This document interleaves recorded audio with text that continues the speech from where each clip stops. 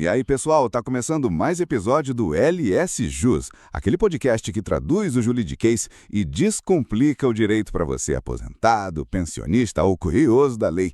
Eu sou o Flávio, o seu host da vez, e tô aqui como sempre com ela, a verdadeira enciclopédia jurídica ambulante, Ana! Olá, ouvintes do LS Jus. Muito bom ter vocês de novo aqui com a gente.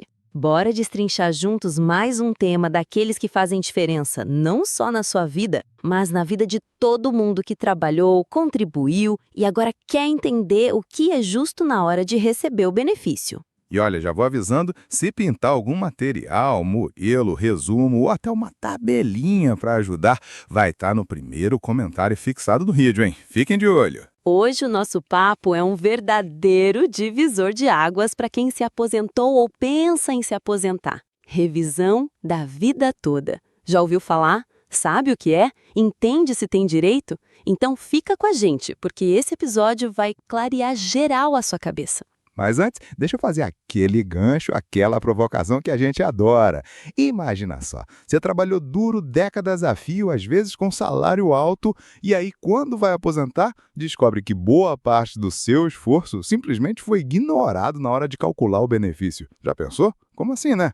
Será que dá para corrigir essa injustiça? Ana, é por aí mesmo? É exatamente por aí, Flávio. A revisão da vida toda é sobre isso. Sobre dar ao segurado o direito de pedir que todas as suas contribuições, inclusive aquelas antes de julho de 1994, sejam consideradas no cálculo da aposentadoria. Então, peraí, o pessoal trabalhou no tempo do cruzeiro, do cruzado, atravessou a inflação, mudança de moeda, e aí só contam dali para frente? Exatamente. O corte foi feito em julho de 1994, na época do Plano Real, e só a partir dali é que as contribuições passam a ser levadas em conta. Muita gente ficou prejudicada porque, antes desse marco, as contribuições eram altas. Mas depois da estabilização da moeda, os salários perderam poder de compra. E isso fez diferença lá na frente, na hora de se aposentar. Então, tipo assim, é como se você jogasse o campeonato inteiro, primeiro, segundo, terceiro tempo, e só fosse contar os gols do segundo tempo pra frente. Que desastre! Perfeito, Flávio. É isso mesmo. Imagina todo aquele esforço, gol bonito, drible, assistência no primeiro tempo, tudo ignorado. A revisão da vida toda veio para tentar corrigir esse placar injusto. E olha, que para quem tinha salário maior antes de 94, o prejuízo é duplo. Trabalhou, pagou, mas não recebe o equivalente. Então, Ana, explica por quem está ouvindo. Afinal, de onde vem essa história? É lei, é decisão de um juiz ou é coisa do Congresso? A história começa lá atrás, quando o Brasil passou por várias mudanças econômicas, hiperinflação, planos econômicos e, claro, a criação do Plano Real em julho de 1994. A Previdência, então, decide que, para quem se aposentar depois disso, só conta o tempo de contribuição a partir de julho de 1994 para frente. Só que aí, teve gente que foi à justiça reivindicar. Uai, por que minhas contribuições antigas não entram no cálculo? E é daí que nasce a tal da revisão da vida toda. O povo começou a bater na porta do judiciário dizendo, tô sendo passado para trás. Exato. O pessoal começou a questionar judicialmente e os tribunais foram dando decisões diferentes. Até que o tema chegou no topo, o Supremo, o STF. O famoso STF. Aliás, Ana, todo mundo fala nele, mas pouca gente entende que é esse tal de Supremo. Dá uma explicação rápida, tipo assim, pro aposentado que ouve a gente tomando café da tarde. Claro! O STF é o tribunal mais alto do país.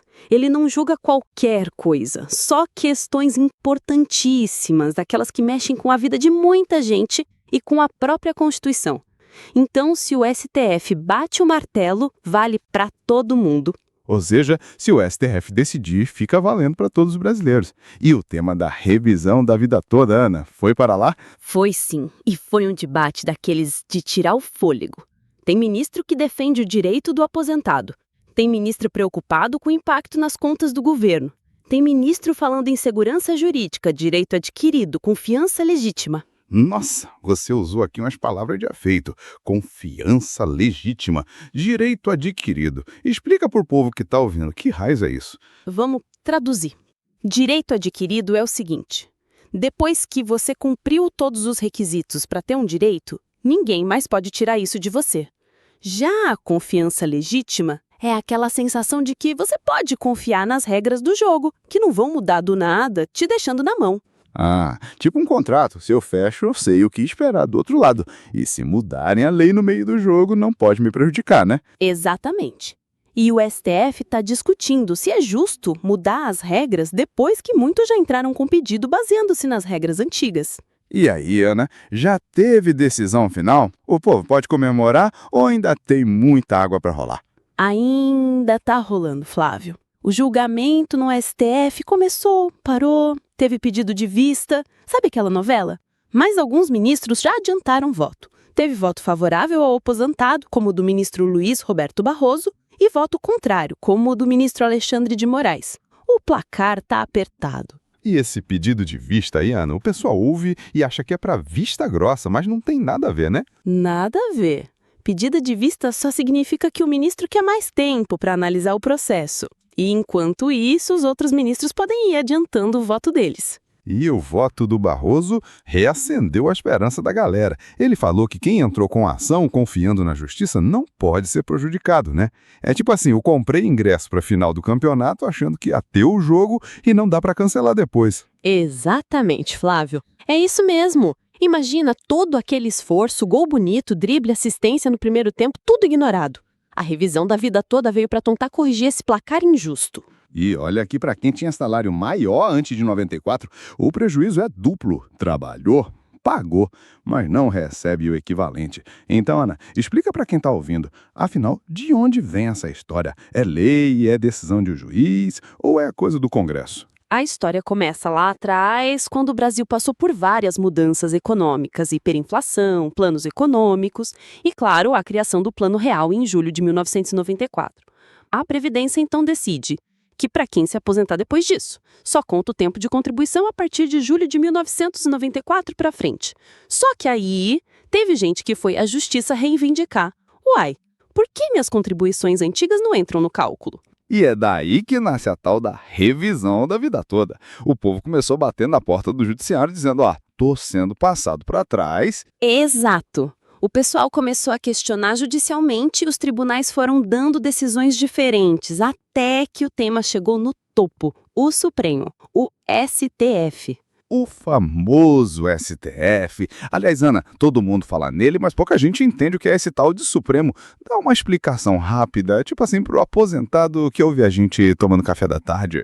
Claro! O STF é o tribunal mais alto do país. Ele não julga qualquer coisa, só questões importantíssimas, aquelas que mexem com a vida de muita gente e com a própria Constituição.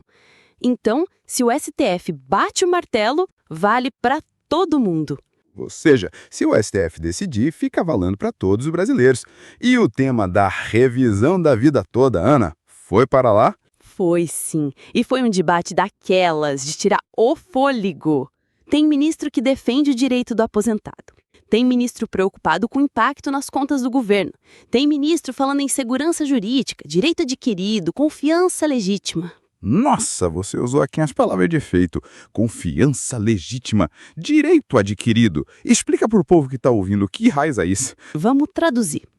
Direito adquirido é o seguinte: depois que você cumpriu todos os requisitos para ter um direito, ninguém mais pode tirar isso de você.